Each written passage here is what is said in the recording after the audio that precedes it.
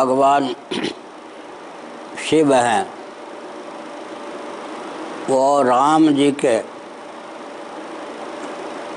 सेवक भी हैं, स्वामी भी हैं, सखा भी हैं और पूर्ण हित करने में समर्थ हैं।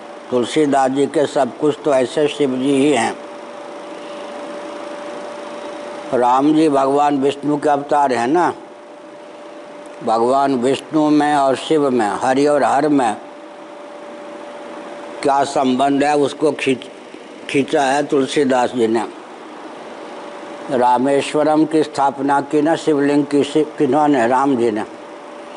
उसका एक अर्थ होता है राम जी के जो ईश्वर हैं, शिव जी को अपना इष्ट मानते हैं। कौन? राम जी। तो स्वामी हो गए कौन? शिव जी स्वामी हो गए। और हरि के व्यंग वचन नहीं जाई, निज नयनन देखा चाहूँ नाथ तुम्हार विवाह। विष्णु जी ने शिव जी से कहा व्यंग पूर्वक, अपनी आँखों से मैं प्रभु आपका विवाह देखना चाहता हूँ। ये सख्य भाव हुआ, आपस में विनोद भी चलता है। और वही शिव जी भगवान विष्णु जब राम जी के होकर आते हैं तो हनुमान के रूप में सेवक भी बन जाते हैं।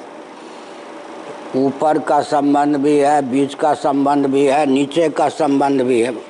भाई ये कल ये देना, बहुत चीटी हो गई। ऊपर स्वामी हैं, बीच में सखा हैं, नीचे सेवक। ये इसका अर्थ है। इसका अर्थ है कि जो विवेकी हो वही स्वामी हो, वही सखा हो, वही सेवक हो। योग वासिष्ठ का यह सिद्धांत है।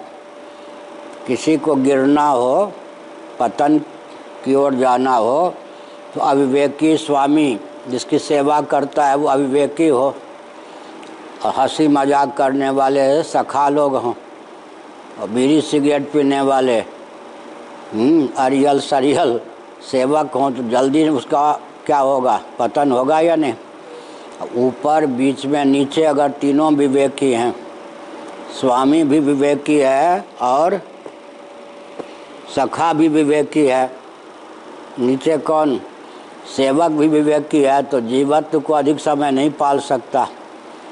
अगर स्वामी विवेकी हैं तो उनके पास, गुरु के पास प्राय लोग कम बैठते हैं, क्योंकि वो हंसी मजाक का संबंध नहीं है और आज्ञा नहीं दे सकता है। इसलिए हंसी मजाक वाले सेवक के पास, ये सखा के पास बैठते हैं।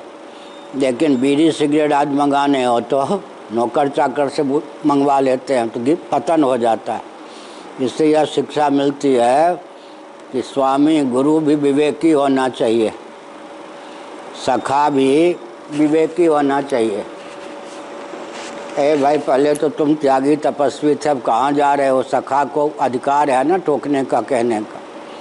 सेवक भी ऐसा विवेकी होना चाहिए जिससे हीन सेवा हम न ले सकें। हीन माने भांग घोटने में, तम्बाकू ऐसे करने में उसका उपयोग ना हो सके। जब भगवान हरि हर एक ही हैं, फिर भी भगवान विष्णु के अवतार राम जी शिव जी को स्वामी सखा बना के रखते हैं, शिव जी उनके सेवक भी हो जाते हैं। ये अर्थ।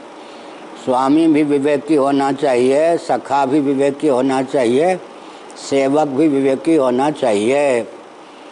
शिखित ध्वज चुड़ाला रानी का प्रसंग है योग वासिष्ठ में। किसी को जल्दी मुक्त करना हो तो विवेकी गुरुओं के बीच में, विवेकी सखाओं के बीच में, विवेकी सेवकों के बीच में रख दीजिए। 24 घंटे में 3 ही प्रकार के व्यक्ति से मिलता है व्यक्ति। क्या?